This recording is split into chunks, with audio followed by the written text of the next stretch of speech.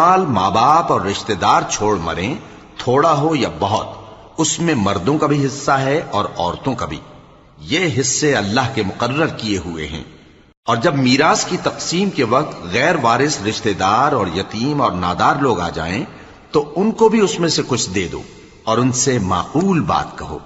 اور ایسے لوگوں کو ڈرنا چاہیے جو ایسی حالت میں ہوں کہ اپنے بعد ننھے ننھے بچے چھوڑ جائیں اور ان کو ان کی نسبت خوف ہو کہ ہمارے مرنے کے بعد ان بیچاروں کا کیا ہوگا۔ پس چاہیے کہ یہ لوگ اللہ سے ڈریں اور درست بات کہیں۔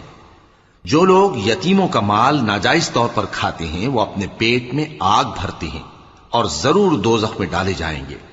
اللہ تمہاری اولاد کے بارے میں تم کو ارشاد فرماتا ہے کہ ایک لڑکے کا حصہ 2 لڑکیوں کے حصے کے برابر ہے، اور اگر اولاد میت صرف لڑکیاں ہی ہوں یعنی 2 یا 2 سے زیادہ تو کل ترکے میں ان کا 2/3 ہے۔